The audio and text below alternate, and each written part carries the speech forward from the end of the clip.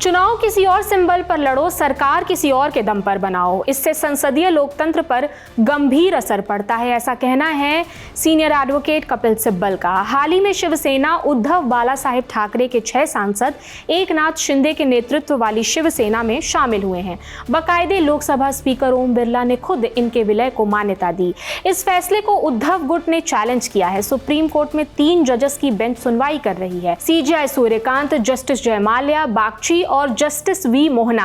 30 जुलाई को सुनवाई के दौरान एडवोकेट कपिल सिब्बल ने शिवसेना पर दावेदारी, चुनाव सिंबल अलॉटमेंट, तत्कालीन राज्यपाल और चुनाव आयोग के फैसले पर सवाल उठाए। इस पर सीजेआई ने क्या कहा है, पूरी दलील समझते हैं। इंडिया टुडे टीवी के एसोसिएट एडिटर अनीशा माथुर की रिपोर्ट के मुताबिक कपिल सिब्बल ने आज कोर्ट में कहा कि साल 2012 में बाला साहेब का निधन हुआ, फिर उद्धव ठाकरे ने पार्टी संभाली, उनकी अगुवाई में 40 चुनाव लड़े गए। तब पार्टी में एकनाथ शिंदे भी थे।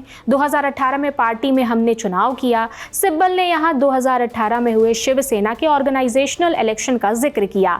इसी के तहत उद्धव ठाकरे को पार्टी का राष्ट्रीय अध्यक्ष चुना गया था। कपिल सिब्बल ने आगे कहा, 2019 में एकनाथ शिंदे शिक्षा मंत्री बने।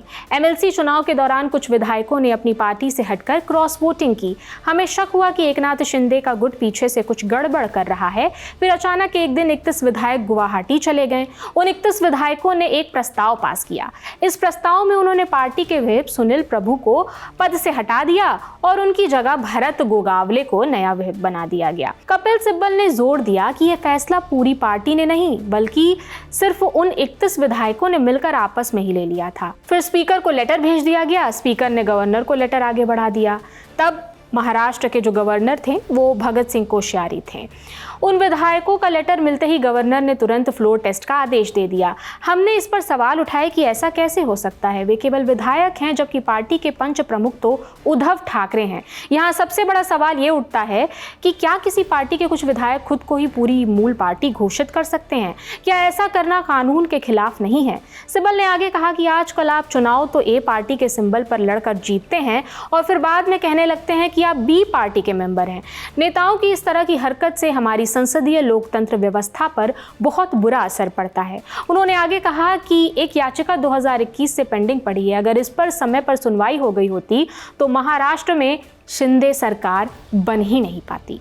इस पर सीजेआई क्या कहते हैं वो जान लेते हैं। सीजेआई का कहना है कि अगर मामला अटका रहा तो आपने खुद भी तो कोर्ट से सुनवाई टालने की मांग की थी। जस्टिस बागची का कहना है कि शिंदे सरकार का ना बनना 2 बातों पर निर्भर करता है। पहला, इस मामले पर सुनवाई और दूसरा फैसला कि आपके ही पक्ष में फैसला है। तो कपिल सिब्बल ने फिर आगे कहा कि फैसला तो हमारे पक्ष में ही होना चाहिए क्योंकि संविधान की 10वीं अनुसूची दल बदल विरोधी कानून बिल्कुल साफ है। आजकल तो ये देखने को मिलता है कि कोई बंगाल से चुनाव जीतता है, फिर पार्टी छोड़कर कहता है कि मैं नॉर्थ ईस्ट के किसी ऐसी पार्टी का सदस्य हूं जिसने वहां चुनाव तक नहीं लड़ा था।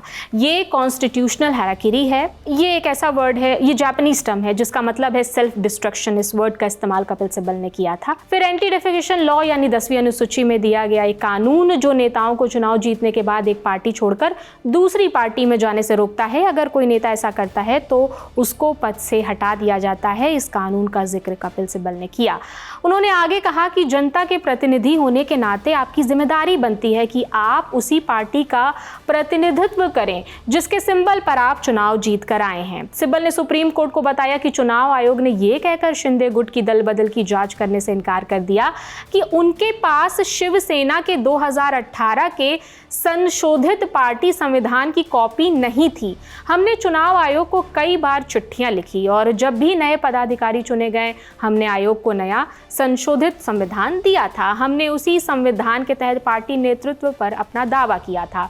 सिब्बल ने कहा, देखिए क्या हो रहा है। चुनाव आयोग ने कहा कि हम नए संविधान को तो नहीं मानेंगे और आपका पुराना वाला संविधान अनडेमोक्रेटिक था इसलिए उसे भी नहीं मानेंगे।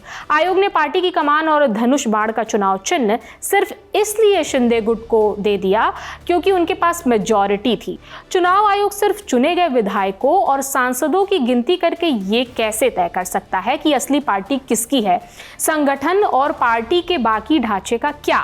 इसी फैसले की वजह से हमसे हमारी पार्टी और चुनाव सिंबल छीन लिया गया, ऐसी दलील रखी कपिल सिब्बल ने कोर्ट में।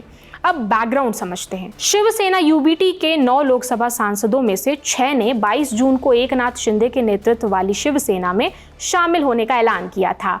इन बागी सांसदों में संजय देशमुख यवतमाल से, संजय जाधव परभड़ी, संजय दीना पाटिल मुंबई उत्तर पूर्व से, नागेश पाटिल अष्टिकर हिंगोली से, ओम प्रकाश राजे निम्बालकर धारशिव और भाऊ साहेब वाकचौरे शिरडी से हैं। लोकसभा स्पीकर ओम बिरला ने बागी सांसदों के आवेदन को मंजूरी दे दी है। इस फैसले के बाद लोकसभा में इन 6 सांसदों को शिंदे गुट का सदस्य माना जाएगा। अब लोकसभा में यूबीटी के सिर्फ 3 सांसद बचे हैं, जबकि शिंदे शिवसेना के सांसदों की संख्या 13 हो गई है। लोकसभा चुनाव 2024 में उद्धव ठाकरे की पार्टी शिवसेना उद्धव बाला साहेब ठाकरे के 9 सांसद जीते थे, जबकि एकनाथ शिंदे के नेतृत्व वाली शिवसेना के 7 सांसद जीते थे। इस फैसले के बाद संसद में शिवसेना यूबीटी और शिवसेना का समीकरण बदल गया है। स्पीकर के इस फैसले के खिलाफ अब 4 अगस्त को अगली सुनवाई होगी और इस सुनवाई से जो भी अपडेट्स आएंगे हम आप तक पहुंचाते रहेंगे। इस खबर पर आपकी अगर कोई राय है तो हमें कमेंट सेक्शन में ज़रूर बताएं। मेरा नाम प्रगति है। देश और दुनिया की तमाम खबरों से जुड़े रहने के लिए देखते रहिए दी लल्लन टॉप। शुक्रिया।